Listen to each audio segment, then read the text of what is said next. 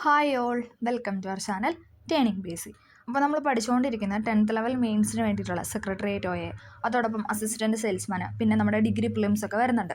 മെയിലാണ് നമ്മുടെ എക്സാമിൻ്റെ ഡേറ്റ് ഒക്കെ വന്നിട്ടുണ്ട്, എല്ലാവരും ഒന്ന് ചെക്ക് ചെയ്യണം. അപ്പോൾ അങ്ങനെയുള്ള എക്സാംസ് ഒക്കെ വരുന്നുണ്ട്. അപ്പോൾ അതിന് വേണ്ടിയിട്ടുള്ള പ്രിപ്പറേഷനാണ് നമ്മൾ നടത്തിക്കൊണ്ട് പോകുന്നത്. അപ്പോൾ നമ്മൾ ഇന്ന് എടുത്തിരിക്കുന്ന 10th ലെവൽ മെയിൻസിൻ്റെ മറ്റൊരു ചോദ്യപേപ്പറാണ്. ഓക്കെ, അപ്പോൾ നമുക്ക് സ്റ്റാർട്ട് ചെയ്യാം. ആദ്യത്തെ ചോദ്യം: ഇന്ത്യൻ ഭരണഘടന സംബന്ധിച്ച് താഴെ പറയുന്നതിൽ ശരിയായ പ്രസ്താവന ഏതെല്ലാം എന്നാണ് ചോദിച്ചിരിക്കുന്നത്. ഏതാണ്? ഓപ്ഷൻ ബി ആണ്. 1, 2, 4 ആണ് ഇവിടെ ശരിയായിട്ട് കൊടുത്തിരിക്കുന്നത്. നിർദ്ദേശക തത്വങ്ങൾ ഭരണഘടനയുടെ 4-ാം അധ്യായത്തിലാണ്. ശരിയാണല്ലേ? നിർദ്ദേശക തത്വങ്ങൾ ഉൾപ്പെടുത്തിയിരിക്കുന്നത് ഭരണഘടനയുടെ പാർട്ട് 4-ലാണ്. അത് ശരിയാണ്. മൗലിക അവകാശങ്ങൾ 6 എണ്ണമാണ് ഉള്ളത്. അതും ശരിയാണല്ലേ? നിലവിലെ മൗലിക അവകാശങ്ങളുടെ എണ്ണം എന്ന് പറയുന്നത് 6 എണ്ണമാണ്. ലിഖിത ഭരണഘടനയാണ് ഇന്ത്യയുടേത്. ശരിയാണല്ലേ? ഇന്ത്യയുടേതെന്ന് പറയുന്നത് എന്താണ്? എഴുതി തയ്യാറാക്കിയ ഭരണഘടനയാണ് അല്ലേ? ലിഖിത ഭരണഘടനയാണ്. അതും ശരിയാണ്. ഭരണഘടനയുടെ ആമുഖം എഴുതിയത് ഡോക്ടർ രാജേന്ദ്ര പ്രസാദ്. തെറ്റാണല്ലേ? നെഹ്റു ആണല്ലേ? നെഹ്റു ആണ് ഭരണഘടനയുടെ ആമുഖം എഴുതിയത്. നമുക്കറിയാം, ലക്ഷ്യപ്രമേയമാണ്. അദ്ദേഹം അവതരിപ്പിച്ച ലക്ഷ്യപ്രമേയമാണ് പിന്നീട് നമ്മൾ ആമുഖമായിട്ട് എടുത്തിരിക്കുന്നത്. നമ്മുടെ ഭരണഘടനയുടെ പ്രിയാമ്പിളായിട്ട് എടുത്തിരിക്കുന്നത് അത് നെഹ്റു ആണ് എഴുതി തയ്യാറാക്കിയത്. അതാണ് ഇവിടെ തെറ്റായിട്ട് കൊടുത്തിരിക്കുന്നത്. ഓക്കെ, നിർദ്ദേശക തത്വങ്ങൾ ഉൾക്കൊള്ളുന്ന അനുച്ഛേദം ചോദിച്ചാൽ അത് 36 മുതൽ 51 വരെയാണ്. 36 മുതൽ 51 വരെയാണ് നിർദ്ദേശക തത്വങ്ങൾ ഉൾക്കൊള്ളിച്ചിരിക്കുന്ന ആർട്ടിക്കിൾ എന്ന് പറയുന്നത്. നമ്മൾ പറഞ്ഞു പാർട്ട് 4-ലാണ് ഉൾപ്പെടുത്തിയിരിക്കുന്നത്. നിർദ്ദേശക തത്വങ്ങളുടെ എണ്ണം എന്ന് പറയുന്നത് 20 ആണ്. ചോദിച്ച് കണ്ടിട്ടില്ല. 20 എണ്ണമാണുള്ളത്. ജസ്റ്റ് ഒന്ന് ഓർത്ത് വയ്ക്കുക. നിർദ്ദേശക തത്വങ്ങൾ എന്ന ആശയം ഇന്ത്യൻ ഭരണഘടന കടമെടുത്തിരിക്കുന്ന ഏത് രാജ്യത്തെ ഭരണഘടനയിൽ നിന്നാണെന്ന് ചോദിച്ചാൽ അത് അയർലൻഡിൽ നിന്നുമാണ്. എപ്പോഴും ചോദിക്കുന്നതാണ്. നിർദ്ദേശക തത്വങ്ങൾ എന്ന ആശയം ഇന്ത്യൻ ഭരണഘടന കടമെടുത്തിരിക്കുന്നത് അയർലൻഡ് ഭരണഘടനയിൽ നിന്നുമാണ്. പിന്നെ ഒരു മെയിൻ ആയിട്ടുള്ള ഒരു പോയിന്റ്, നിർദ്ദേശക തത്വങ്ങൾ ഇന്ത്യൻ ഭരണഘടനയിൽ ഉൾപ്പെടുത്താൻ ശുപാർശ ചെയ്ത കമ്മിറ്റി ചോദിക്കാറുണ്ട്. ഏതാണ്? സപ്രൂ കമ്മിറ്റിയാണ്. നിർദ്ദേശക തത്വങ്ങൾ ഭരണഘടനയിൽ ഉൾപ്പെടുത്താൻ ശുപാർശ ചെയ്ത കമ്മിറ്റിയാണ് സപ്രൂ കമ്മിറ്റി എന്ന് പറയുന്നത്. പിന്നെ ഒരു പോയിന്റ് ഉണ്ട്, നിർദ്ദേശക തത്വങ്ങൾ ന്യായവാദത്തിന് അർഹമല്ല. അതായത് നമുക്ക് കോടതി മുഖേന സ്ഥാപിച്ചെടുക്കാൻ കഴിയില്ല. നിർദ്ദേശക തത്വങ്ങൾ നമുക്ക് കോടതി മുഖേന സ്ഥാപിച്ചെടുക്കാൻ കഴിയില്ല. അതേസമയം മൗലിക അവകാശങ്ങളാണെങ്കിലോ അത് ന്യായവാദ അർഹമാണ്. അങ്ങനെ ഒരു സ്റ്റേറ്റ്മെൻറ്റ് പ്രീവിയസ് ഇയറിൽ ചോദിച്ചിട്ടുണ്ട്. അപ്പോൾ അതും കൂടെ ഓർത്ത് വയ്ക്കുക. നിർദ്ദേശക തത്വങ്ങൾ പാർട്ട് 4-ലാണ് ഉൾപ്പെടുത്തിയിരിക്കുന്നത്. ആർട്ടിക്കിൾ ചോദിച്ചാൽ 36 മുതൽ 51 വരെ 36 മുതൽ 51 വരെയുള്ള ആർട്ടിക്കിളാണ് നിർദ്ദേശക തത്വങ്ങൾ ഉൾക്കൊള്ളിച്ചിരിക്കുന്നത്. 20 എണ്ണമാണ് ഉള്ളത്. നിർദ്ദേശക തത്വങ്ങളുടെ എണ്ണം എന്ന് പറയുന്നത് 20 ആണ്. പിന്നെ ശുപാർശ ചെയ്ത് കമ്മിറ്റി ചോദിച്ചാൽ അത് സപ്രൂ കമ്മിറ്റിയാണ്. നിർദ്ദേശക തത്വങ്ങൾ എന്ന ആശയം കടമെടുത്തിരിക്കുന്ന അയർലൻഡ് ഭരണഘടനയിൽ നിന്നുമാണ്. പിന്നെ എന്താണ്? ന്യായവാദത്തിന് അർഹമല്ല. ഇനി മൗലിക അവകാശങ്ങളുടെ കാര്യം പറഞ്ഞാലോ? മൗലിക അവകാശങ്ങളുടെ ശില്പി എന്നറിയപ്പെടുന്ന ആരാണ്? അത് സർദാർ വല്ലഭായ് പട്ടേലാണ്. PYQ ആണ്. മൗലിക അവകാശങ്ങളുടെ ശില്പി എന്നറിയപ്പെടുന്ന സർദാർ വല്ലഭായ് പട്ടേൽ. പാർട്ട് 3-ലാണ് നമ്മൾ മൗലിക അവകാശങ്ങളെക്കുറിച്ച് പ്രതിപാദിക്കുന്നത്. ഭരണഘടനയിലെ മൗലിക അവകാശങ്ങളെക്കുറിച്ച് പറയുന്നത് പാർട്ട് 3-ലാണ്. നിർദ്ദേശക തത്വങ്ങൾ പാർട്ട് 4-ൽ. ഓക്കെ, 12 മുതൽ 35 വരെയാണ് മൗലിക അവകാശങ്ങൾ ഉൾക്കൊള്ളിച്ചിരിക്കുന്ന ആർട്ടിക്കിൾ എന്ന് പറയുന്നത്. നമ്മൾ പറഞ്ഞായിരുന്നു 36 മുതൽ 51 വരെ നിർദ്ദേശക തത്വങ്ങളാണ്. അപ്പം തൊട്ട് മുന്നത്തെ 12 മുതൽ 35 വരെയാണ് മൗലിക അവകാശങ്ങളെക്കുറിച്ച് പ്രതിപാദിക്കുന്നത്. നമ്മുടെ ഭരണഘടന നിലവിൽ വരുമ്പോൾ 7 മൗലിക അവകാശങ്ങളും ഉണ്ടായിരുന്നു. ഓക്കെ, 7 മൗലിക അവകാശങ്ങളും ഉണ്ടായിരുന്നു. ഇപ്പം നിലവിൽ എത്രയാണ്? ഇപ്പം നിലവിൽ 6 ആണ്. അത് നമുക്കിവിടെ സ്റ്റേറ്റ്മെൻ്റ് ആയിട്ട് തന്നിട്ടുണ്ട്. ഇപ്പം നിലവിലെ മൗലിക അവകാശങ്ങളുടെ എണ്ണം എന്ന് പറയുന്നത് 6 ആണ്. ഓക്കെ, സ്വത്തവകാശത്തെ മൗലിക അവകാശങ്ങളുടെ പട്ടികയിൽ നിന്നും നീക്കം ചെയ്ത ഭേദഗതിയാണ് 44-ാം ഭേദഗതി 1978. അങ്ങനെയാണ് നമ്മുടെ ഭരണഘടനയിൽ നിന്ന് ഏതാണ് 7 എണ്ണം ഉണ്ടായിരുന്ന അവകാശം ഒരെണ്ണം പോയത്. അങ്ങനെയാണ് ഇപ്പം നിലവിൽ 6 മൗലിക അവകാശങ്ങൾ ഉള്ളത്. ഓക്കെ, അടുത്തത് സ്വത്തവകാശം ഉൾപ്പെടുത്തിയിരിക്കുന്ന ആർട്ടിക്കിൾ ചോദിക്കാറുണ്ട്. അത് 300A-ലാണ്. ഓക്കെ, സ്വത്തവകാശമാണ് നമ്മൾ മൗലിക അവകാശങ്ങളുടെ പട്ടികയിൽ നിന്ന് നീക്കം ചെയ്തത്. നിലവിലെ സ്വത്തവകാശം എന്ന് പറയുന്ന ഒരു നിയമാവകാശമാണ്. നിലവിൽ ഉൾക്കൊള്ളിച്ചിരിക്കുന്ന ആർട്ടിക്കിൾ ചോദിച്ചാൽ 300A-ലാണ്. ഓക്കെ, ഇത്രയും കാര്യങ്ങളൊന്ന് ഓർത്തു വയ്ക്കുക. മൗലിക അവകാശങ്ങൾ എന്ന ആശയം ഇന്ത്യ കടമെടുത്തിരിക്കുന്നത് എവിടെ നിന്നാണ്? അത് USA-ൽ നിന്നാണ്. അമേരിക്കൻ ഭരണഘടനയിൽ നിന്നുമാണ് മൗലിക അവകാശം എന്ന ആശയം ഇന്ത്യ കടമെടുത്തിരിക്കുന്നത്. ഓക്കെ, അടുത്ത ചോദ്യത്തിലോട്ട് പോകാം. ഭരണഘടനയുടെ ഹൃദയവും ആത്മാവും എന്ന് ഡോക്ടർ BR അംബേദ്കർ വിശേഷിപ്പിച്ചത് താഴെ പറയുന്നതിൽ ഏത് അവകാശത്തെയാണെന്നാണ് ചോദിക്കുന്നത്. ഏതാണ്? ഓപ്ഷൻ സി, ഭരണഘടനാപരമായി പരിഹാരം കാണാനുള്ള അവകാശം. ഭരണഘടനയുടെ ഹൃദയവും ആത്മാവും എന്ന് ഡോക്ടർ BR അംബേദ്കർ വിശേഷിപ്പിച്ചത് ഭരണഘടനാപരമായി പരിഹാരം കാണാനുള്ള അവകാശത്തെയാണ്. മൗലിക അവകാശങ്ങളിൽ മൗലികമായത് എന്നറിയപ്പെടുന്ന വകുപ്പാണ് ആർട്ടിക്കിൾ 32 എന്ന് പറയുന്നത്. മൗലിക അവകാശങ്ങളിൽ മൗലികമായത് എന്ന് പറയുന്ന ആർട്ടിക്കിളാണ് അല്ലെങ്കിൽ വകുപ്പാണ് ഏതെന്ന് പറഞ്ഞാൽ 32ആണ്. 32ാമത്തെ വകുപ്പിലാണ് ഏതെന്ന് പറയുന്നത് ഭരണഘടനാപരമായി പരിഹാരം കാണാനുള്ള അവകാശം എന്ന് പറയുന്നത്. മൗലിക അവകാശങ്ങളിൽ മൗലികമായത്. അടുത്തത് മൗലിക അവകാശ ലംഘനങ്ങൾ നടക്കുമ്പോൾ അവയുടെ സംരക്ഷണത്തിന് സുപ്രീം കോടതിയും ഹൈക്കോടതികളും പുറപ്പെടുവിക്കുന്ന ഉത്തരവിനാണ് നമ്മൾ റിട്ട് എന്ന് പറയുന്നത്. നമ്മൾ പറഞ്ഞായിരുന്നു മൗലിക അവകാശങ്ങൾ ലംഘിക്കപ്പെട്ടാൽ നമുക്ക് കോടതി മുഖേന നമുക്ക് സ്ഥാപിച്ചെടുക്കാൻ പറ്റുമെന്ന് പറയാം. ന്യായവാദ അർഹമാണ് നമ്മൾ പറഞ്ഞായിരുന്നു. അപ്പം മൗലിക അവകാശ ലംഘനങ്ങൾ എന്തെങ്കിലും നടക്കുന്ന സമയത്ത് നമുക്ക് സുപ്രീം കോടതിയും അതോടൊപ്പം നമുക്ക് ഹൈക്കോടതിയെയും സമീപിക്കാവുന്നതാണ്. അപ്പോൾ അവർ സുപ്രീം കോടതിയും ഹൈക്കോടതിയും പുറപ്പെടുവിക്കുന്ന ഉത്തരവിനാണ് നമ്മൾ റിട്ട് എന്ന് പറയുന്നത്. ഓക്കെ, റിട്ട് എന്ന ആശയം ഇന്ത്യ കടമെടുത്തിരിക്കുന്ന രാജ്യം ചോദിച്ചാൽ അത് ബ്രിട്ടനാണ്. ബ്രിട്ടൻ അങ്ങനെ ഒന്ന് കണക്ട് ചെയ്ത് വയ്ക്കാം. ഓക്കെ, റിട്ട് എന്ന ആശയം ഇന്ത്യ കടമെടുത്തിരിക്കുന്ന രാജ്യം ചോദിച്ചാൽ അത് ബ്രിട്ടനാണ്. സുപ്രീം കോടതി റിട്ട് പുറപ്പെടുവിക്കുന്ന ആർട്ടിക്കിളാണ് ഇത് 32 എന്ന് പറയുന്നത്. ഇനി ഹൈക്കോടതി ആണെങ്കിൽ അത് 226ആണ്. 226 ആർട്ടിക്കിൾ പ്രകാരമാണ് ഹൈക്കോടതി റിട്ട് പുറപ്പെടുവിക്കുന്നത്. സുപ്രീം കോടതി ആണെങ്കിൽ അത് 32ആണ്. ഓക്കെ, റിട്ടുകൾ 5 തരത്തിലാണ് ഉള്ളത്. Habeas corpus, mandamus, prohibition, certiorari, quo warranto. ഏതൊക്കെയാണ്? Habeas corpus, mandamus, prohibition, certiorari, quo warranto എന്ന് പറയുന്ന 5 തരത്തിലുള്ള റിട്ടാണ് ഉള്ളത്. ഓക്കെ, വ്യക്തി സ്വാതന്ത്ര്യത്തിന് സംരക്ഷകൻ എന്നറിയപ്പെടുന്ന റിട്ടാണ് ഏതെന്ന് പറഞ്ഞാൽ ഹെബിയസ് കോർപ്പസ് എന്ന് പറയുന്നത്. വ്യക്തി സ്വാതന്ത്ര്യത്തിൻ്റെ സംരക്ഷകൻ എന്നറിയപ്പെടുന്നു. ഹെബിയസ് കോർപ്പസിൻ്റെ അർത്ഥം ചോദിച്ചാൽ ശരീരം ഹാജരാക്കുക അല്ലെങ്കിൽ നിങ്ങൾക്ക് ശരീരം ഏറ്റെടുക്കാം എന്നാണ് ഹെബിയസ് കോർപ്പസ് എന്ന ലാറ്റിൻ വാക്കിൻ്റെ അർത്ഥം എന്ന് പറയുന്നത്. ഓക്കെ, നമുക്ക് എപ്പോഴും ചോദിക്കാറുണ്ട് ശരീരം ഹാജരാക്കുക എന്ന് പറയുന്ന റിട്ട് ഏതെന്ന് ചോദിക്കാറുള്ളത് ഹെബിയസ് കോർപ്പസ് ആണ്. അടുത്താണ് മാൻഡമസ് എന്ന് പറയുന്നത്. മാൻഡമസ് എന്താണ്? നാം കൽപ്പിക്കുന്നു അല്ലെങ്കിൽ ഞങ്ങൾ കൽപ്പിക്കുന്നു എന്നാണ് മാൻഡമസ് എന്ന ലാറ്റിൻ വാക്കിൻ്റെ അർത്ഥമെന്ന് പറയുന്നത്. പൊതുസ്ഥാപനങ്ങൾ, കോർപ്പറേഷൻ, കീഴ്ക്കോടതികൾ, ട്രൈബ്യൂണൽ എന്നിവയ്ക്കെതിരെയും ആവശ്യമെങ്കിൽ സർക്കാരിനെതിരെയും മാൻഡമസ് റിട്ട് പുറപ്പെടുവിക്കാവുന്നതാണ്. എന്തൊക്കെയാണ്? പൊതുസ്ഥാപനങ്ങൾ, അതായത് പബ്ലിക് സ്ഥാപനങ്ങൾ, കോർപ്പറേഷൻ, കീഴ്ക്കോടതി അതോടൊപ്പം ട്രൈബ്യൂണൽ എന്നിവയ്ക്കെതിരെ ആവശ്യമെങ്കിൽ സർക്കാരിനെതിരെ മാൻഡമസ് പുറപ്പെടുവിക്കാവുന്നതാണ്. ഓക്കെ, അടുത്തത് പ്രൊഹിബിഷനാണ്. പ്രൊഹിബിഷൻ എന്ന് പറഞ്ഞാൽ എന്താണ്? തടയുക എന്നാണ് അർത്ഥം. പ്രൊഹിബിറ്റ് ചെയ്യുക, തടയുക എന്നാണ് അർത്ഥം. ഹെബിയസ് കോർപ്പസ് ആണെങ്കിൽ ശരീരം ഹാജരാക്കുക, മാൻഡമസ് എന്നാണെങ്കിൽ ഞങ്ങൾ കൽപ്പിക്കുന്നു അല്ലെങ്കിൽ നാം കൽപ്പിക്കുന്നു എന്ന്. പ്രൊഹിബിഷൻ എന്ന് പറഞ്ഞാൽ തടയുക എന്നാണ് അർത്ഥം. ഓക്കെ, അടുത്ത സെർഷ്യോററിയുടെ അർത്ഥം എന്ന് പറഞ്ഞു കഴിഞ്ഞാൽ സാക്ഷ്യപ്പെടുത്തുക, അതായത് ഒരു കാര്യത്തെപ്പറ്റി അറിവ് നൽകുക എന്നതാണ് സെർഷ്യോററി എന്നുകൊണ്ട് ഉദ്ദേശിക്കുന്നത്. ഓക്കെ, സാക്ഷ്യപ്പെടുത്തുക അല്ലെങ്കിൽ ഒരു കാര്യത്തെപ്പറ്റി അറിവ് കൊടുക്കുക എന്നാണ് സെർഷ്യോററി എന്നുകൊണ്ട് അർത്ഥമാക്കുന്നത്. ഇനി കോവാറൻറ്റോ 2 വാക്കുകളിലുള്ളൂ. കോവാറൻറ്റോ എന്തധികാരം എന്നാണ് കോവാറൻറ്റോയുടെ മീനിങ് എന്ന് പറയുന്നത്. ഓക്കെ, അത്രയും കാര്യങ്ങളൊന്ന് ഓർത്ത് വയ്ക്കാം. അടുത്ത ചോദ്യം, ഇന്ത്യൻ ഭരണഘടന അംഗീകരിച്ചത് എന്നാണ്? ഇന്ത്യൻ ഭരണഘടന അംഗീകരിച്ച ദിവസമാണ് ഇവിടെ ചോദിച്ചിരിക്കുന്നത്. ഏതാണ്? 1949 നവംബർ 26ആണ്. ഇമ്പോർട്ടൻ്റ് ആണ്. ജനുവരി 26 അല്ല. ഇന്ത്യൻ ഭരണഘടന അംഗീകരിച്ച ദിവസമാണ് ചോദിക്കുന്നത്. നിലവിൽ വന്നതാണ് 1950 ജനുവരി 26 എന്ന് പറയുന്നത്. ഓക്കെ, അതൊന്ന് മാറിപ്പോകാതെ പഠിച്ചു വയ്ക്കുക. ഇന്ത്യൻ ഭരണഘടന അംഗീകരിച്ച ദിവസം എന്ന് പറയുന്നത് 1949 നവംബർ 26ആണ്. നവംബർ 26ൻ്റെ പ്രത്യേകത ചോദിച്ചാൽ അത് നമ്മൾ ഇന്ത്യയിലെ നമ്മൾ നിയമദിനം അല്ലെങ്കിൽ ഭരണഘടനാ ദിനമൊക്കെ ആയിട്ടാണ് നമ്മൾ നവംബർ 26 ആചരിക്കുന്നത്. അടുത്തത്, നിർദ്ദേശക തത്വങ്ങൾ ഭരണഘടനയിൽ ഉൾപ്പെടുത്തിയത് ആരാണെന്നാണ് ചോദിക്കുന്നത്.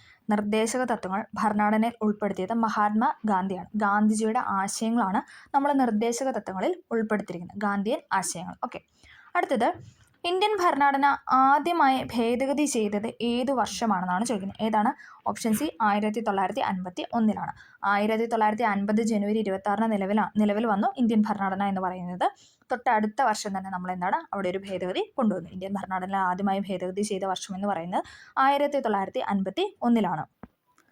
1951 ഒന്നാം ഭേദഗതിയിൽ എന്താണ് നമ്മൾ ചെയ്തത്? ഭരണഘടനയിൽ 9ാം പട്ടിക കൂട്ടിച്ചേർത്തു.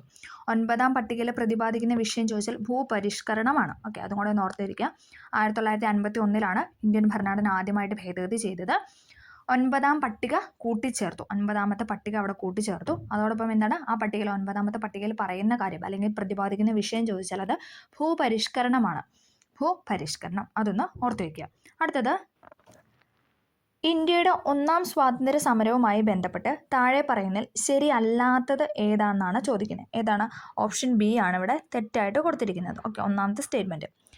ഡൽഹിയിൽ കലാപം നയിച്ചത് ബഹദൂർ ഷാ രണ്ടാമനാണ്. ശരിയാണ് അല്ലേ? ഡൽഹിയിൽ കലാപം നയിച്ചത് ബഹദൂർ ഷാ രണ്ടാമനാണ്.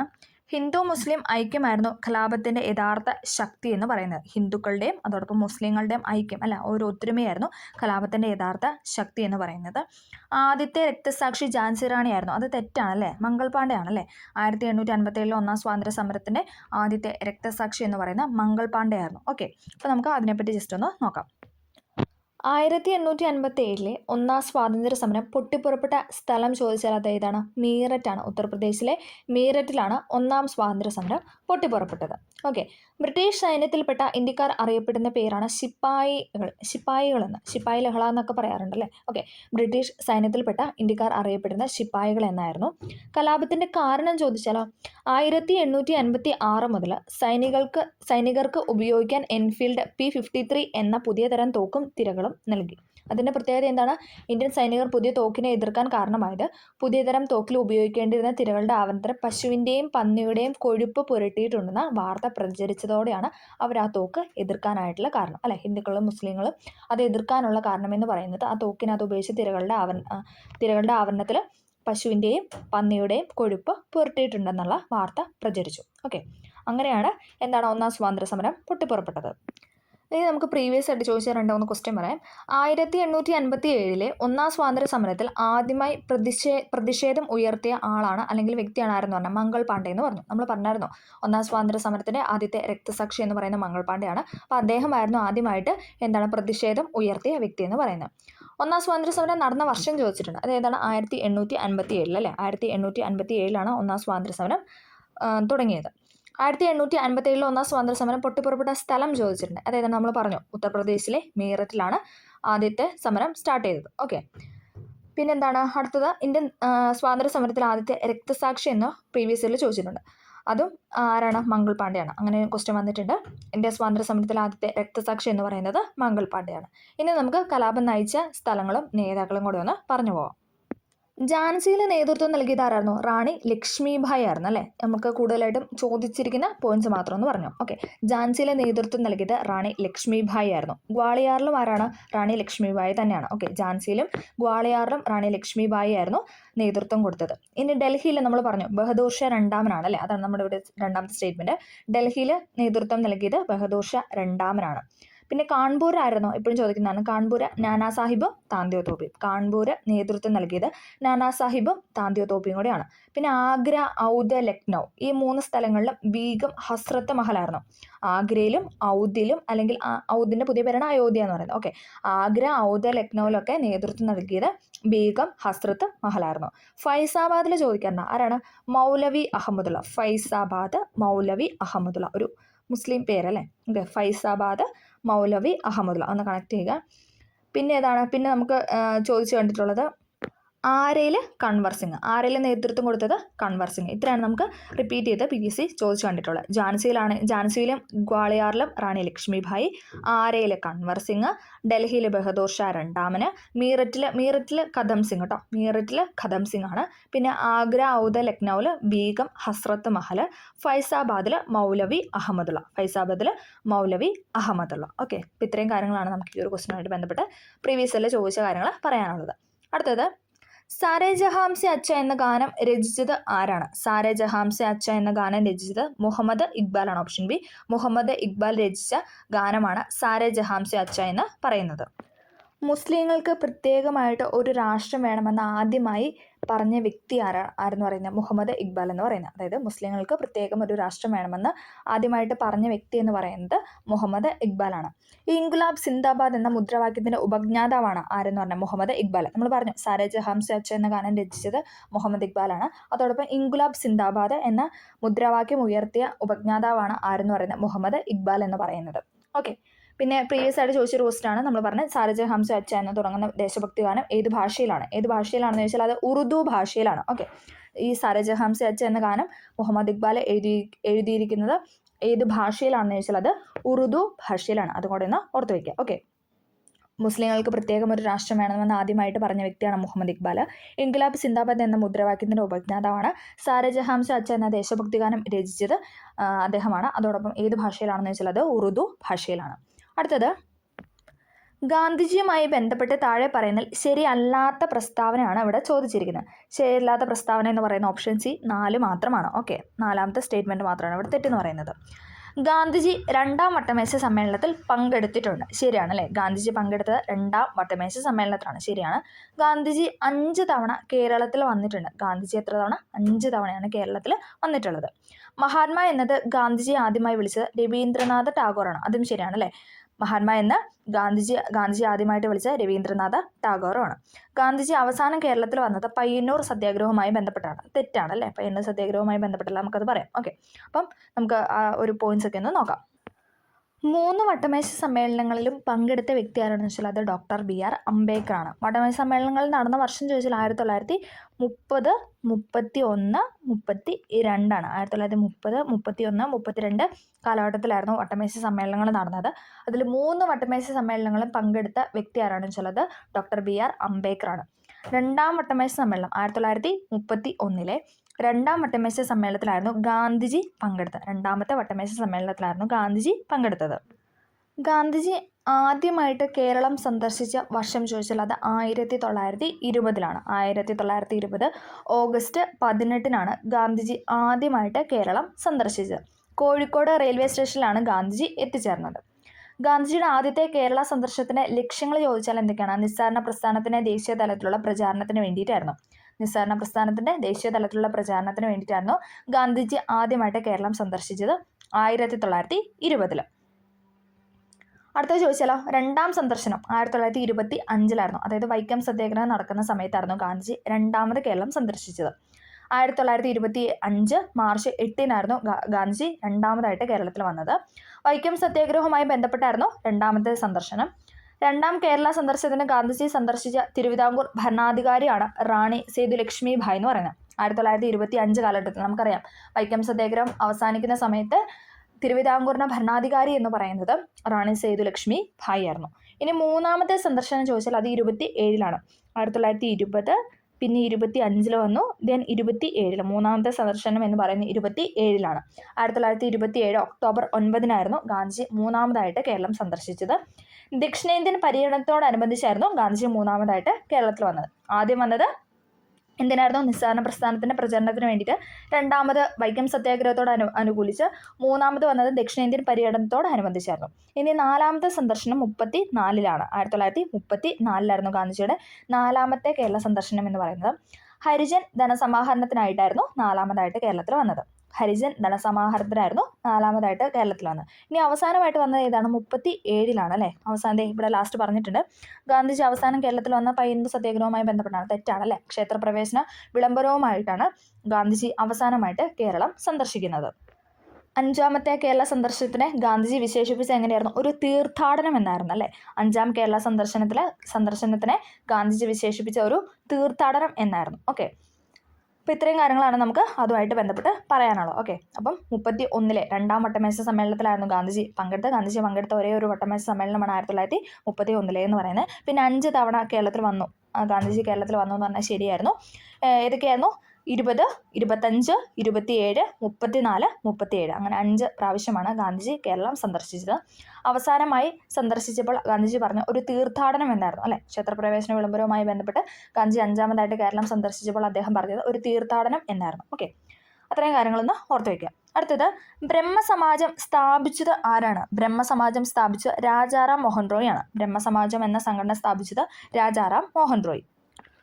1828 ഓഗസ്റ്റ് 20 രാജാറാം മോഹൻ റോയ് ബ്രഹ്മസമാജം സ്ഥാപിച്ചത്. വർഷം പഠിച്ചാൽ മതി, 1828. ഓക്കെ, ആസ്ഥാനം ചോദിച്ചാലോ? ആസ്ഥാനം എന്ന് പറയുന്നത് കൽക്കട്ടയായിരുന്നു ആസ്ഥാനം എന്ന് പറയുന്നത്. ആദ്യം ബ്രഹ്മസമാജം അറിയപ്പെടുന്നത് ബ്രഹ്മസഭ എന്നായിരുന്നു. ബ്രഹ്മസമാജം ആദ്യം അറിയപ്പെട്ടത്. അതിനുശേഷം 1828 ബ്രഹ്മസഭ സ്ഥാപിച്ചത്. 1830 ആയപ്പോഴാണ് ബ്രഹ്മസഭ എന്ന പേര് മാറ്റിയത്. ഓക്കെ, ബ്രഹ്മസമാജം എന്ന പേരിലോട്ട് മാറ്റിയത്. 1828 രാജാറാം മോഹൻ റോയ് സ്ഥാപിച്ചതാണ് ബ്രഹ്മസഭ എന്ന് പറയുന്നത്. അതിനുശേഷം 1830 ആയപ്പോൾ 2 വർഷത്തിന് ശേഷം അദ്ദേഹം ബ്രഹ്മസമാജം എന്ന് അതിനെ പേരിട്ട് ആ ഒരു പേരിലേക്ക് മാറ്റി. അതും കൂടെ ഒന്ന് ഓർത്തിരിക്കാം. അടുത്തത് ഇന്ത്യൻ ദേശീയ പതാകയുമായി ബന്ധപ്പെട്ട് ശരിയായ പ്രസ്താവന ഏതെന്ന് തിരഞ്ഞെടുക്കാനാണ് പറഞ്ഞിരിക്കുന്നത്. ഏതാണ്? ഓപ്ഷൻ സി ആണ്. 1, 3 ആണ് ഇവിടെ ശരിയായിട്ട് കൊടുത്തിരിക്കുന്നത്. ശരിയായ പ്രസ്താവനയാണ് ചോദിച്ചിരിക്കുന്നത്. ഓപ്ഷൻ സി 1, 3 ആണ് ഇവിടെ ശരിയെന്ന് പറയുന്നത്. സാരാനാഥിലെ അശോക സ്തംഭത്തിൽ നിന്ന് എടുത്തതാണ് ദേശീയ മുദ്ര എന്ന് പറയുന്നത്. ശരിയാണല്ലേ? സാരാനാഥിലെ അശോക സ്തംഭത്തിൽ നിന്നുമാണ് ദേശീയ മുദ്ര എടുത്തിരിക്കുന്നത്. 1947 ഇന്നത്തെ ത്രിവർണ്ണ പതാക സ്വീകരിച്ചത്. 1947 ത്രിവർണ്ണ പതാക, നമ്മുടെ ഇപ്പോഴത്തെ നിലവിലുള്ള പതാക സ്വീകരിച്ചത്. അത് ശരിയാണ്. അശോക ചക്രത്തിൽ 21 ആരക്കാലുണ്ട്. തെറ്റാണല്ലേ? എത്രയാണ്? 24 24 ആരക്കാലാണ് അശോക ചക്രത്തിൽ ഉള്ളത്. അപ്പോൾ നമുക്ക് അതുമായിട്ട് ബന്ധപ്പെട്ട കുറച്ച് പോയിന്റ്സ് പറയാം. ദേശീയ മുദ്രയെ അംഗീകരിച്ച ഭരണഘടനാ നിർമ്മാണ സഭ ദേശീയ മുദ്രയെ അംഗീകരിച്ച ദിവസമാണ് 1950 ജനുവരി 26 എന്ന് പറയുന്നത്. ഇമ്പോർട്ടൻ്റ് ആണ്. ദേശീയ മുദ്രയെ അംഗീകരിച്ച ദിവസം എന്ന് പറയുന്നത് 1950 ജനുവരി 26 ഓക്കെ. ദേശീയ മുദ്രയുടെ പെൻസിൽ സ്കെച്ച് തയ്യാറാക്കിയത് ദീനാനാഥ് ഭാർഗവയാണ്. ദീനാനാഥ് ഭാർഗവയാണ് ദേശീയ മുദ്രയുടെ സ്കെച്ച് തയ്യാറാക്കിയ വ്യക്തി എന്ന് പറയുന്നത്. ഓക്കെ, അത്രയും പോയിന്റ്സ് ആണ് അതുമായിട്ട് ബന്ധപ്പെട്ട് പറയാനുള്ളത്. പിന്നെ നമ്മൾ പറഞ്ഞത് 1947 ത്രിവർണ്ണ പതാക സ്വീകരിച്ചത്. അപ്പോൾ നമുക്ക് അതിനെക്കുറിച്ചൊന്ന് പറയാം. പതാകയിലെ ആകെ നിറങ്ങൾ എന്ന് പറയുന്നത് 4 ആണല്ലേ? എല്ലാവർക്കും അറിയാം. 4 നിറങ്ങളാണ് പതാകയിലുള്ളത്. കുങ്കുമം, താഴെ വെള്ള, അതിനുശേഷം പച്ച, പിന്നെന്താണ് നേവി ബ്ലൂ ഉണ്ടല്ലേ? നേവി ബ്ലൂ, നാവിക നീലയും കൂടെ അതിനകത്ത് ഉണ്ട്. പിന്നെ പതാകയിലെ കുങ്കുമ നിറം പ്രതിനിധീകരിക്കുന്ന എന്താണ്? ധൈര്യം, ത്യാഗത്തെയാണ്. ചോദിക്കാറുണ്ട്. പതാകയിലെ കുങ്കുമ നിറം പ്രതിനിധീകരിക്കുന്നത് ധൈര്യത്തെയും അതോടൊപ്പം ത്യാഗത്തെയുമാണ്. ഇനി വെള്ള നിറമാണെങ്കിലോ അത് സമാധാനം, സത്യം, പരിശുദ്ധി, സമത്വം എന്നിവയെക്കുറിച്ചാണ്. സമാധാനം, സത്യം, പരിശുദ്ധി, സമത്വം എന്നിവയെക്കുറിച്ചാണ് വെള്ള നിറം പ്രതിനിധീകരിക്കുന്നത്. ഇനി പച്ച ആണെങ്കിലോ അത് സമ്പത്ത്, സമൃദ്ധി, ഫലഭൂയിഷ്ഠതയാണ്. സമ്പത്ത്, സമൃദ്ധി, ഫലഭൂയിഷ്ഠതയാണ് പച്ച നിറം കൊണ്ട് ഉദ്ദേശിക്കുന്നത്. ത്രിവർണ്ണ പതാകം ആദ്യമായിട്ട് ഉയർത്തിയത് 1906 ത്രിവർണ്ണ പതാക ആദ്യമായിട്ട് ഉയർത്തിയത് 1906 കൽക്കട്ട INC സെഷനിലായിരുന്നു. കൽക്കട്ടയുടെ INC സെഷനിൽ 1906 ത്രിവർണ്ണ പതാക ആദ്യമായിട്ട് ഉയർത്തിയത്. ഇന്ത്യക്ക് പുറത്ത് ദേശീയ പതാക ആദ്യമായി ഉയർത്തിയത് ആരാണെന്ന് വെച്ചാൽ അത് മാഡം ഭിക്കാജി കാമയാണ്. എപ്പോഴും ചോദിക്കുന്നതാണ്. ഇന്ത്യക്ക് പുറത്ത് ദേശീയ പതാക ആദ്യമായിട്ട് ഉയർത്തിയത് മാഡം ഭിക്കാജി കാമയാണ്. ഏതാണ് വർഷം? തൊട്ടടുത്ത വർഷം, അതായത് 1906 പൊക്കി, അതിനുശേഷം ഉയർത്തി, അതിനുശേഷം 1907 ഓക്കെ 1907 ജർമ്മനിയിലെ സ്റ്റഡ്ഗട്ടിൽ വെച്ച് ഇന്ത്യക്ക് പുറത്ത് ആദ്യമായിട്ട് ദേശീയ പതാക ഉയർത്തിയത് മാഡം ഭിക്കാജി ഗാമയാണ്.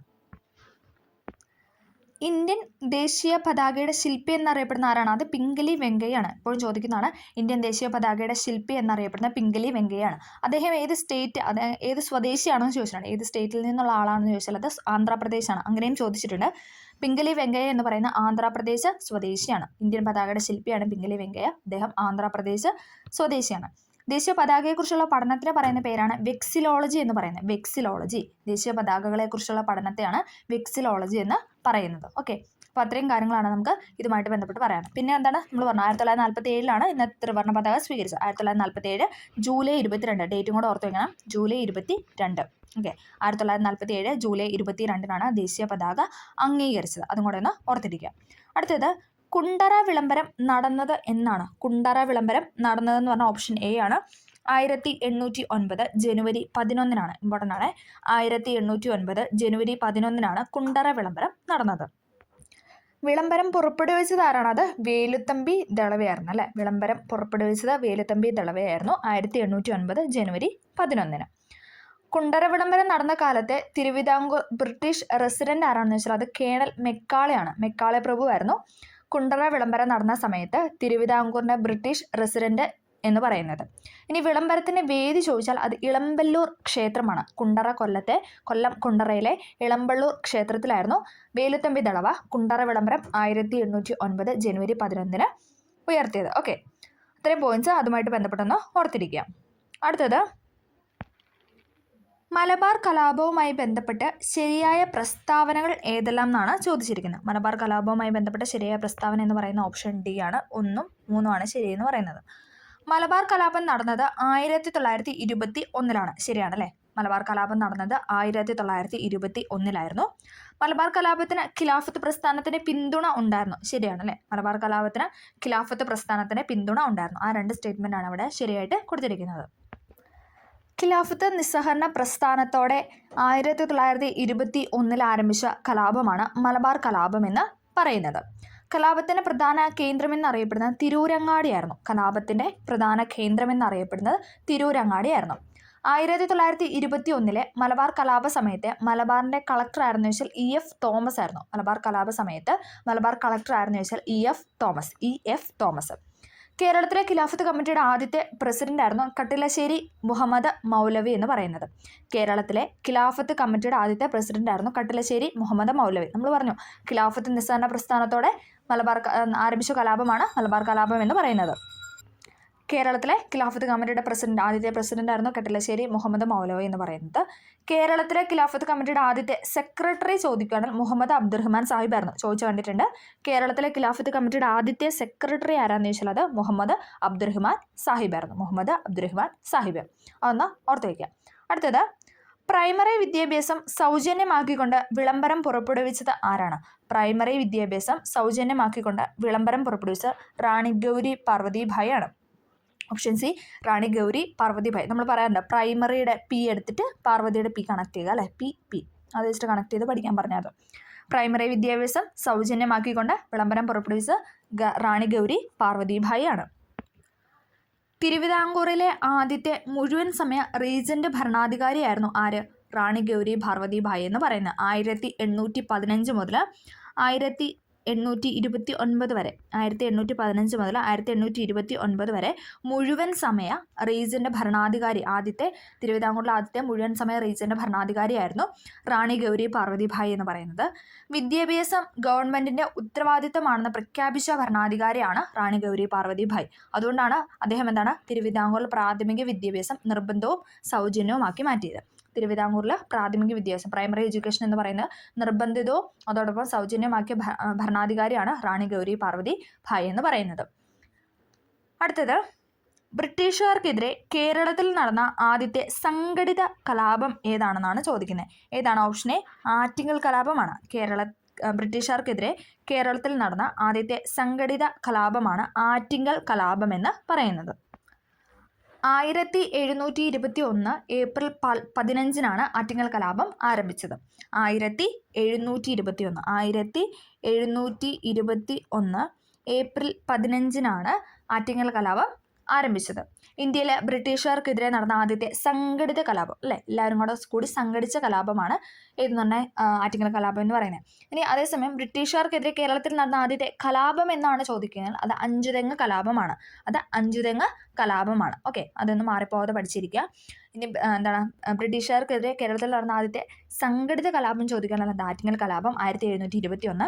ഇനി അതേസമയം ആദ്യത്തെ കലാപം, കേരളത്തിൽ നടന്ന ആദ്യത്തെ കലാപം എന്ന് മാത്രമാണ് ചോദിക്കുന്നത്, അത് അഞ്ചുതെങ്ങ് കലാപമാണ്. ഏതാണ് വർഷം? 1697 1697 അഞ്ചുതെങ്ങ് കലാപം നടന്നത്. ആറ്റിങ്ങൽ കലാപമാണെങ്കിൽ 1721 ഏപ്രിൽ 15. കലാപത്തിൽ കൊല്ലപ്പെട്ട ബ്രിട്ടീഷ് ഉദ്യോഗസ്ഥൻ, ലാസ്റ്റ് ഫേസിൽ നമുക്ക് 10th ലെവലിലെ ലാസ്റ്റ് ഫേസിൽ ചോദിച്ച ക്വസ്റ്റ്യൻ ആയിരുന്നു. കലാപത്തിൽ കൊല്ലപ്പെട്ട ബ്രിട്ടീഷ് ഉദ്യോഗസ്ഥനാണ് ഗിഫോർഡ് എന്ന് പറയുന്നത്. കലാപത്തിൽ കൊല്ലപ്പെട്ട ബ്രിട്ടീഷ് ഉദ്യോഗസ്ഥൻ്റെ പേരാണ് ഗിഫോർഡ് എന്ന് പറയുന്നത്. കലാപം നടക്കുമ്പോൾ വേണാടിൻ്റെ ഭരണാധികാരി ആദിത്യവർമ്മയായിരുന്നു. കലാപം സ്റ്റാർട്ട് ചെയ്യുന്ന സമയത്ത് വേണാടിൻ്റെ ഭരണാധികാരി ചോദിക്കുകയാണെങ്കിൽ അത് ആരാണ്? ആദിത്യവർമ്മ. അതേപോലെ തന്നെ ചോദിച്ചിട്ടുള്ളൊരു ക്വസ്റ്റൻ ആയിരുന്നു, തലശ്ശേരിയിൽ നിന്നുള്ള ബ്രിട്ടീഷ് സൈനികരായിരുന്നു കലാപം അടിച്ചമർത്തിയത്. എവിടെ നിന്നുള്ള ബ്രിട്ടീഷ് സൈനികരായിരുന്നു കലാപം അടിച്ചമർത്തിയത് എന്ന് PYക്കോട് ചോദിച്ചിട്ടുണ്ട്. അത് തലശ്ശേരിയിൽ നിന്നുള്ള ബ്രിട്ടീഷ് സൈനികരായിരുന്നു കലാപം അടിച്ചമർത്തിയത്. ഓക്കെ, ഇത്രയും കാര്യങ്ങൾ അതോടൊപ്പം ഒന്ന് പഠിച്ചിരിക്കുക. അടുത്തത്, പഴശ്ശി രാജാവ് വീരചരമം പ്രാപിച്ചത് എന്നാണ്? അദ്ദേഹത്തിൻ്റെ വീരചരമം പ്രാപിച്ച ഡേറ്റ് ആണ് ചോദിക്കുന്നത്. ഏതാണ്? Option B, 1805 November 30 1805 November 30 Pazhassi രാജാവ് വീരമൃത്യു വരിച്ചത്. അദ്ദേഹത്തിൻ്റെ മുഴുവൻ പേരെന്താണ്? വീരകേരളവർമ്മ പഴശ്ശിരാജ എന്നാണ്. വീരകേരളവർമ്മ പഴശ്ശിരാജ എന്നാണ് മുഴുവൻ പേര്.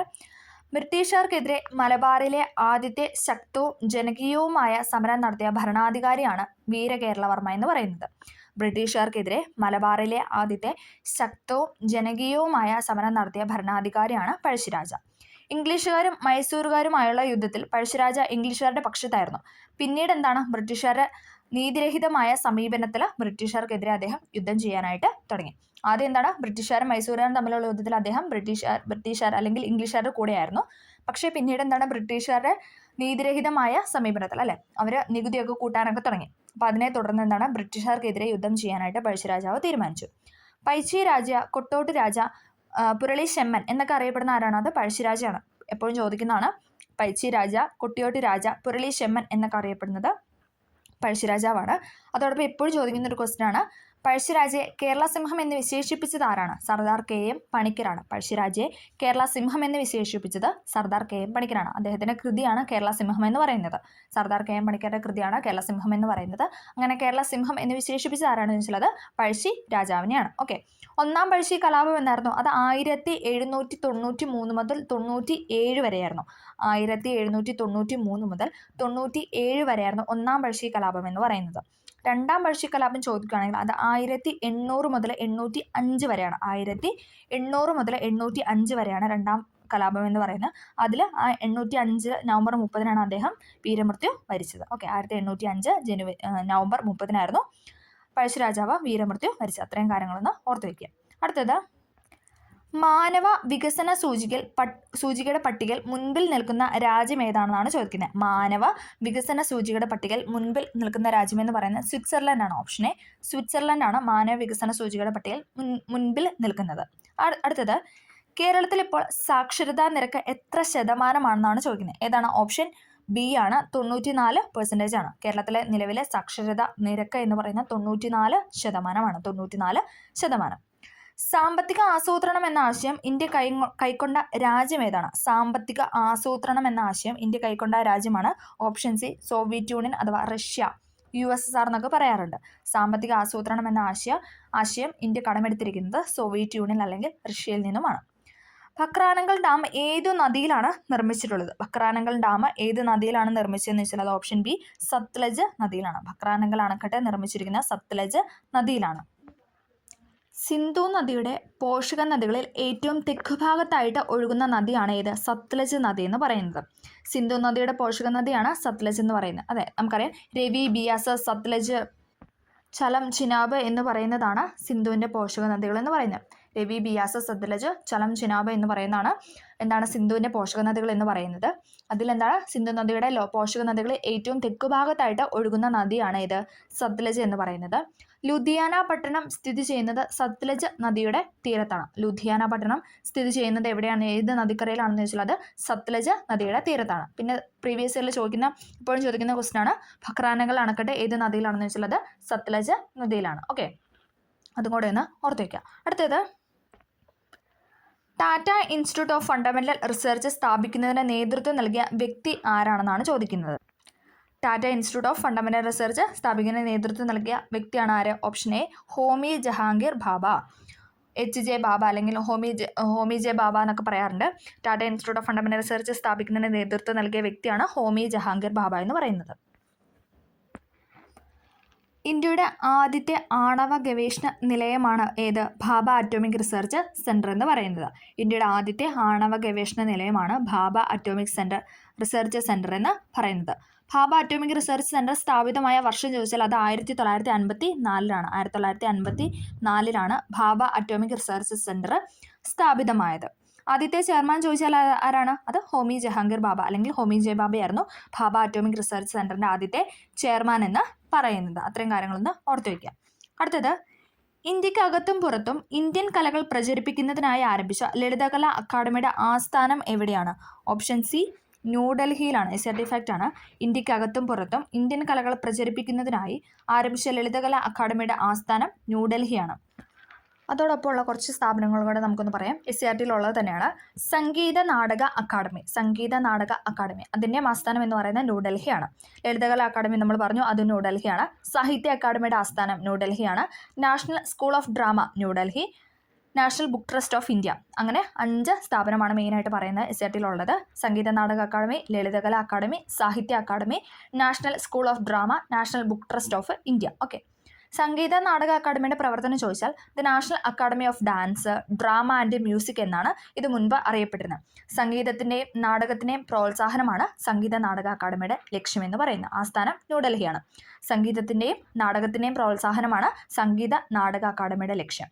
അടുത്ത ലളിതകലാ അക്കാദമി നമ്മൾ പറഞ്ഞു, ഇന്ത്യക്കകത്തും പുറത്തും ഇന്ത്യൻ കലകളുടെ പ്രചരണമാണ് ലക്ഷ്യമെന്ന് പറയുന്നതാണ് ലളിതകലാ അക്കാദമിയുടെ പ്രവർത്തനം എന്ന് പറയുന്നത്. ആസ്ഥാനം ന്യൂഡൽഹിയാണ്. അടുത്ത സാഹിത്യ അക്കാദമി, പേര് തന്നെ ഉണ്ടല്ലേ. ഇന്ത്യൻ ഭാഷാ സാഹിത്യത്തിൻ്റെ ഉന്നമനമാണ് ലക്ഷ്യം. ഇന്ത്യൻ ഭാഷാ സാഹിത്യത്തിൻ്റെ ഉന്നമനമാണ് സാഹിത്യ അക്കാദമിയുടെ ലക്ഷ്യമെന്ന് പറയുന്നത്. അടുത്ത national book trust of drama. National book trust of India. National book trust of India എന്ന് പറയുന്നത് കുറഞ്ഞ ചെലവിൽ പുസ്തകങ്ങൾ പ്രസിദ്ധീകരിക്കുക, വായന വളർത്തുക, ഇന്ത്യൻ പുസ്തകങ്ങൾ സ്വദേശത്തും വിദേശത്തും പ്രോത്സാഹിപ്പിക്കുക. നാഷണൽ ബുക്ക് ട്രസ്റ്റ് ഓഫ് ഇന്ത്യയുടെ പ്രവർത്തനം എന്ന് പറയുന്നത് കുറഞ്ഞ ചെലവിൽ പുസ്തകങ്ങൾ പ്രസിദ്ധീകരിക്കുക, വായന വളർത്തുക, ഇന്ത്യൻ പുസ്തകങ്ങൾ സ്വദേശത്തും വിദേശത്തും പ്രോത്സാഹിപ്പിക്കുക. ആസ്ഥാനം ന്യൂഡൽഹിയാണ്. അടുത്ത national school of drama. National school of drama എന്താണ്? സംഗീത നാടക അക്കാദമിയുടെ കീഴിൽ സ്ഥാപിതമായതാണ് നാഷണൽ സ്കൂൾ ഓഫ് ഡ്രാമ എന്ന് പറയുന്നത്. സ്കൂൾ ഓഫ് ഡ്രാമ എല്ലാ വർഷവും നാടകമേള നടത്തുന്നുണ്ട്. സ്കൂൾ ഓഫ് ഡ്രാമ എന്താണ്? എല്ലാ ഇയർലി എന്താണ്? നാടകമേള നടത്തുന്നുണ്ട്. ന്യൂഡൽഹിയാണ് ആസ്ഥാനം. സംഗീത നാടക അക്കാദമി എന്ന് പറയുന്നത് സംഗീതത്തിൻ്റെയും നാടകത്തിൻ്റെയും പ്രോത്സാഹനം. ലളിതകല അക്കാദമി എന്ന് പറയുന്നത് ഇന്ത്യക്കകത്തും പുറത്തും ഇന്ത്യൻ കലകളുടെ പ്രചാരണം ആണ് ലക്ഷ്യമെന്ന് പറയുന്നത്. സാഹിത്യ അക്കാദമി ചോദിച്ചാൽ ഇന്ത്യൻ ഭാഷാ സാഹിത്യത്തിൻ്റെ ഉന്നമനം. നാഷണൽ സ്കൂൾ ഓഫ് ഡ്രാമ എന്ന് പറയുന്നത് സംഗീത നാടക അക്കാദമിയുടെ കീഴിൽ സ്ഥാപിതമായതാണ്. അതോടൊപ്പം എല്ലാ വർഷവും എന്താണ്? നാടകമേള നടത്തി വരുന്നുണ്ട്. അടുത്തത് national book trust of India എന്താണ്? കുറഞ്ഞ ചെലവിലെ പുസ്തകങ്ങൾ പ്രസിദ്ധീകരിക്കണം. അതിൻ്റെ ലക്ഷ്യം എന്താണ്? വായന വളർത്തുക എന്നതാണ് അല്ലേ? വായന വളർത്തുക. ഇന്ത്യക്കകത്തും അതോടൊപ്പം സ്വദേശത്തും വിദേശത്തും എന്താണ്? ഇന്ത്യക്കകത്തുള്ള പുസ്തകങ്ങൾ പ്രോത്സാഹിപ്പിക്കുക എന്നാണ് ലക്ഷ്യം എന്ന് പറയുന്നത്. ഇതിൻ്റെ എല്ലാം ആസ്ഥാനം എന്ന് പറയുന്നത് ന്യൂഡൽഹിയാണ്. ഓക്കെ, ഇതെല്ലാം നമ്മൾ കേന്ദ്രത്തിൻ്റെ കാര്യമാണ് പറയുന്നത്. ഓക്കെ, ഇതിൻ്റെ എല്ലാം ആസ്ഥാനം എന്ന് പറയുന്നത് ന്യൂഡൽഹിയാണ്. താഴെ പറയുന്നതിൽ ആരാണ് സ്വതന്ത്ര ഇന്ത്യയിലെ ആദ്യത്തെ റെയിൽവേ മന്ത്രി എന്ന് പറയുന്നത്? താഴെ പറയുന്ന ആരാണ് സ്വതന്ത്ര ഇന്ത്യയിലെ ആദ്യത്തെ റെയിൽവേ മന്ത്രി എന്ന് പറയുന്നത്? ആരാണ്? ഓപ്ഷൻ ഡി ആണല്ലേ. ജോൺ മത്തായി ആയിരുന്നു ഇന്ത്യയിലെ ആദ്യത്തെ റെയിൽവേ മന്ത്രി എന്ന് പറയുന്നത്. അടുത്തത് ദേശീയ ഊർജ്ജ സംരക്ഷണ ദിനം എന്നാണ്. സെർട്ടിഫിക്കറ്റ് ആണ്. ദേശീയ ഊർജ്ജ സംരക്ഷണ ദിനം എന്ന് പറയുന്നത് ഡിസംബർ 14. ദേശീയ ഊർജ്ജ സംരക്ഷണ ദിനം എന്ന് പറയുന്നത് ഡിസംബർ 14. ഓക്കെ. അടുത്തത് ISROയുടെ ചാന്ദ്രയാൻ 3 ദൗത്യവുമായി ബന്ധപ്പെട്ട് ശരിയായ പ്രസ്താവനകൾ ഏതെല്ലാം എന്നാണ് ചോദിച്ചിരിക്കുന്നത്. ഏതാണ്? ഓപ്ഷൻ എ ആണ്. ഇതെല്ലാം ശരിയായിട്ടാണ് കൊടുത്തിരിക്കുന്നത്. 2023 ജൂലൈ 14 സതീഷ് ധവാൻ ബഹിരാകാശ കേന്ദ്രത്തിൽ നിന്ന് വിക്ഷേപിച്ചതാണ് ചാന്ദ്രയാൻ 3 എന്ന് പറയുന്നത്. ശരിയാണ് അല്ലേ? ഡേറ്റ് ഓർത്തിരുന്നോണം. 2023 ജൂലൈ 14 സതീഷ് ധവാൻ ബഹിരാകാശ കേന്ദ്രത്തിൽ നിന്ന് ചാന്ദ്രയാൻ 3 വിക്ഷേപിച്ചത്. 2023 ഓഗസ്റ്റ് 5 ചന്ദ്രൻ്റെ ഭ്രമണപഥത്തിൽ പ്രവേശിച്ചു. ചന്ദ്രയാൻ 3 എന്താണ്? 2023 ഓഗസ്റ്റ് 5. ഇമ്പോർട്ടൻ്റ് ആണ്. ഡേറ്റൊക്കെ കറക്റ്റായിട്ട് പഠിക്കണം. ജൂലൈ 14 വിക്ഷേപിച്ചു. ഓഗസ്റ്റ് 5 തൊട്ടടുത്ത മാസം 5-ാം തീയതി എന്താണ്? ചന്ദ്രൻ്റെ ഭ്രമണപഥത്തിൽ പ്രവേശിച്ചു. 2023 ഓഗസ്റ്റ് 23 ചന്ദ്രൻ്റെ ദക്ഷിണ ധ്രുവത്തിന് സമീപം ലാൻഡ് ചെയ്തു. 2023 ഓഗസ്റ്റ് 23 ചന്ദ്രൻ്റെ ദക്ഷിണ ധ്രുവത്തിന് സമീപം ലാൻഡ് ചെയ്തു. 2023 ഓഗസ്റ്റ് 23 ഒരു പ്രത്യേകത ഉണ്ട്. അതെന്താണെന്നൊന്ന് കമൻറ്റ് ചെയ്യുക കേട്ടോ. ഓക്കെ, ഓഗസ്റ്റ് 23 നമ്മൾ എന്തായിട്ടാണ് ആചരിക്കുന്നത്, അല്ലെങ്കിൽ ആ ഒരു ഡേറ്റിൻ്റെ പ്രത്യേകത എന്താണെന്നൊന്ന് കമൻറ്റ് ചെയ്യുക. ചന്ദ്രൻ 3 ബന്ധപ്പെട്ട ഡേറ്റ് ആണത്. അപ്പോൾ ആ ഒരു പ്രത്യേകത എന്താണെന്നൊന്ന് കമൻറ്റ് ചെയ്യുക. ഓക്കെ, 2023 ജൂലൈ 14 സതീഷ് ധവാൻ ബഹിരാകാശ കേന്ദ്രത്തിൽ നിന്ന് ചന്ദ്രൻ 3 വിക്ഷേപിച്ചു. 2023 ഓഗസ്റ്റ് 5 ചന്ദ്രൻ്റെ ഭ്രമണപഥത്തിൽ പ്രവേശിച്ചു. 2023 ഓഗസ്റ്റ് 23 ചന്ദ്രൻ്റെ ദക്ഷിണ ധ്രുവത്തിന് സമീപം ലാൻഡ് ചെയ്തു. ആ സമയത്ത് നമ്മുടെ ISROയുടെ ചെയർമാൻ ചോദിച്ചാൽ ആരാണ്? എസ് സോമനാഥ് ആയിരുന്നു അല്ലേ? 2023 നമ്മുടെ ചന്ദ്രൻ 3 വിക്ഷേപിക്കുന്ന സമയത്ത് ISROയുടെ ചെയർമാൻ എന്ന് പറയുന്നത് എസ് സോമനാഥാണ് ചെയർമാൻ എന്ന് പറയുന്നത്. ഇപ്പം നിലവിൽ ചെയർമാൻ ആരാണ്? ISROയുടെ ഈ റീസെൻ്റായിട്ട് മാറിയായിരുന്നു അല്ലേ? ISROയുടെ ചെയർമാൻ എന്ന് പറയുന്നത് ഡോക്ടർ വി നാരായണനാണ് നിലവിലെ ISROയുടെ ചെയർമാൻ എന്ന് പറയുന്നത്. അതും കൂടെ ഒന്ന് ഓർത്ത് വയ്ക്കുക, ചോദിക്കാൻ ചാൻസ് ഉണ്ട്. അടുത്തത് കേരളത്തിലെ ഇടനാടുകളെ സംബന്ധിച്ച പ്രസ്താവനകളിൽ ശരിയല്ലാത്തത് തെറ്റായതാണ് ഇവിടെ ചോദിച്ചിരിക്കുന്നത്. കേരളത്തിലെ ഇടനാടുകളെ സംബന്ധിച്ച തെറ്റായ പ്രസ്താവന ഏതാണെന്ന് ചോദിച്ചാൽ ഓപ്ഷൻ ബി ആണ്. 2, 3 ആണ് ഇവിടെ തെറ്റായിട്ട് കൊടുത്തിരിക്കുന്നത്. ഓക്കെ, 2, 3. സമുദ്രനിരപ്പിൽ നിന്ന് 7.5 മീറ്റർ മുതൽ 75 മീറ്റർ വരെ ഉയരമുള്ളതാണ് ഇടനാടെന്ന് പറയുന്നത്. ഇപ്പോൾ 75 മുകളിലാണെങ്കിലും അത് മലനാടാണ് അല്ലേ? 75 മീറ്ററിന് മുകളിലേക്കാണെങ്കിൽ അത് മലനാടാണ്. അതേസമയം 7.5 മീറ്ററിനും 75 മീറ്ററിനും ഇടയിലാണ്, ആ ഒരു ഗ്യാപ്പിനകത്താണെങ്കിൽ അതേതാണ്? അത് ഇടനാടാണ്. ഇനി 7.5 മീറ്ററിന് താഴെയാണെങ്കിലും അത് തീരപ്രദേശമാണ് അല്ലേ? നമ്മുടെ എന്താണ് കേരളത്തിലെ ഭൂപ്രകൃതിയാണല്ലേ പറഞ്ഞത്. മലനാട്, ഇടനാട്, തീരപ്രദേശം എന്ന് പറയുന്നത്. അതിൽ 75 മീറ്ററിന് മുകളിലാണെങ്കിൽ അത് മലനാടെന്നും 7.5 മീറ്ററിനും 75 മീറ്ററിനും ഇടയിലാണെങ്കിൽ അത് ഇടനാടെന്നും ഇനി 7.5 മീറ്ററിന് താഴെയാണെങ്കിൽ അത് തീരപ്രദേശം എന്നാണ് അറിയപ്പെടുന്നത്. അടുത്ത പോയിന്റ് നോക്കിയേ. ഇടനാട് ചെറിയ കുന്നുകളും താഴ്വരകളും നദീതടങ്ങളും ചേരുന്നതാണെന്നാണ് പറയുന്നത്. ശരിയാണല്ലേ? ഇടനാട് എന്ന് പറയുന്നത് ചെറിയ കുന്നുകളും താഴ്വരകളും നദീതടങ്ങളും ചേരുന്നതാണെന്നാണ് പറയുന്നത്. അത് ശരിയാണ്. കേരളത്തിൻ്റെ ഭൂവിസ്തൃതിയുടെ 48% മലനാടാണ്. 48% എന്താണ്? മലനാടാണ്. ഇനി ഇടനാടാണെങ്കിൽ അത് 42%. 42% ഇടനാടും 48% മലനാടും. ഇനി ബാക്കിയുള്ള 10% എന്ന് പറയുന്നതാണ് തീരപ്രദേശം എന്ന് പറയുന്നത്. തീരപ്രദേശം എന്ന് പറയുന്നത് 10%. മലനാടിൻ്റെ ഭൂരിഭാഗവും എന്താണ്? വനമാണ്. വനം നിറഞ്ഞ സ്ഥലമാണ് മലനാട് എന്ന് പറയുന്നത്. ഓക്കെ. ഇനി കേരളത്തിലെ ഏറ്റവും അധികം വിളവൈവിധ്യമുള്ള പ്രദേശമാണ് ഇടനാട് എന്ന് പറയാം. നമ്മൾ പറഞ്ഞായിരുന്നു 42% ഇടനാട് കാണപ്പെടുന്നത്. അവിടെ എന്താണ്? കേരളത്തിലെ ഏറ്റവും അധികം വിളവൈവിധ്യമുള്ള പ്രദേശമായിട്ടാണ് ഇടനാട് അറിയപ്പെടുന്നത്. ഇടനാട്ടിൽ പ്രധാനമായും കാണപ്പെടുന്ന മണ്ണാണ് ഏത്? ലാറ്ററൈറ്റ് സോയിൽ എന്ന് പറയുന്നത്. നമ്മൾ പഠിക്കാറുണ്ട്. റബ്ബർ കൃഷിക്ക് അല്ലേ ഏറ്റവും അനുയോജ്യമായ മണ്ണാണ്. കേരളത്തിൽ ഏറ്റവും കൂടുതൽ കാണപ്പെടുന്ന മണ്ണാണ് ലാറ്ററൈറ്റ് സോയിൽ എന്നൊക്കെ പറയുന്നത്. അപ്പോൾ എന്താണ്? ഇടനാട്ടിൽ പ്രധാനമായും കാണപ്പെടുന്ന മണ്ണിനമാണ് ലാറ്ററൈറ്റ് സോയിൽ എന്ന് പറയുന്നത്. പിന്നെ നമ്മൾ പറയാറുണ്ട് ഇന്ത്യയിലെ ഏറ്റവും കൂടുതൽ റബ്ബർ ഉൽപ്പാദിപ്പിക്കുന്ന സംസ്ഥാനമാണ് കേരളം. കാരണം എന്താണ്? കേരളത്തിലാണ് ഏറ്റവും കൂടുതൽ ലാറ്ററൈറ്റ് സോയിൽ ഉള്ളത്. അതുകൊണ്ടാണ് റബ്ബർ നന്നായിട്ട് ഇവിടെ വളരുന്നത്. അതും കൂടെ ഒന്ന് ഓർത്ത് വയ്ക്കുക. അടുത്തത് നമ്മൾ പറഞ്ഞു തീരപ്രദേശം. തീരപ്രദേശം എത്രയാണ്? 10% തീരപ്രദേശം കാണുന്നത്.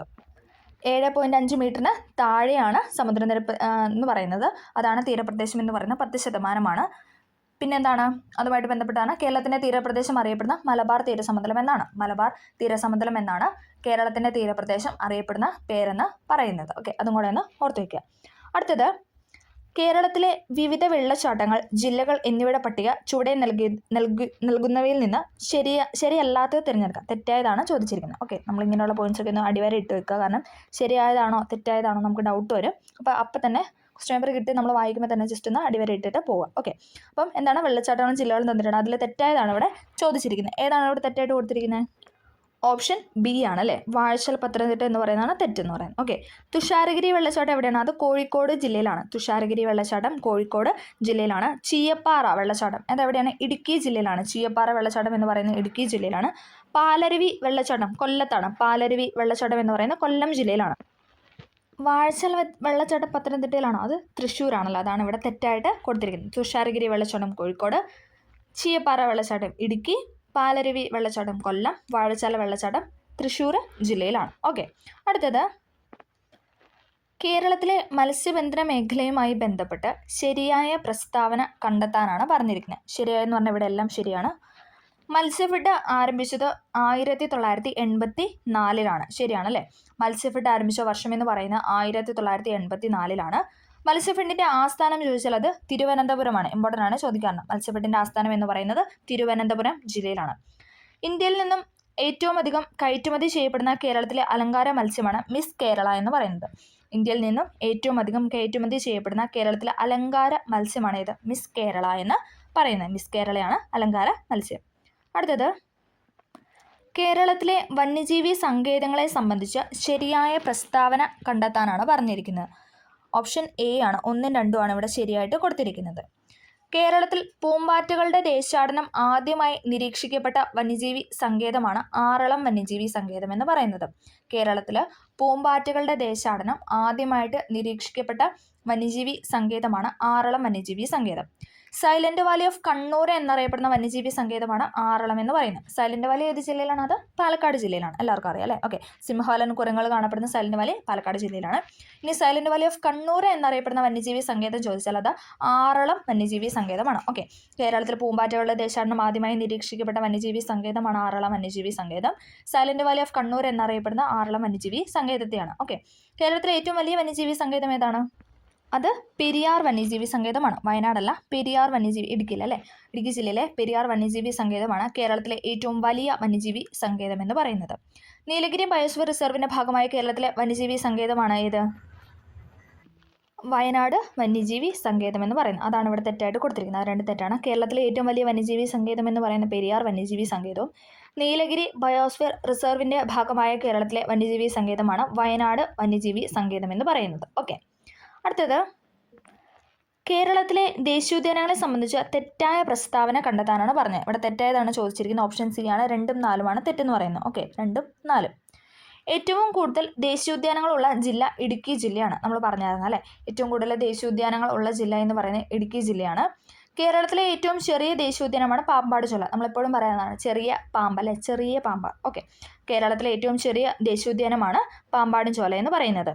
കേരളത്തിലെ ആദ്യത്തെ ദേശീയോദ്യാനം ചോദിച്ചാൽ അത് സൈലന്റ് വാലി ആണോ? അത് തെറ്റാണല്ലേ? ഏതാണ്?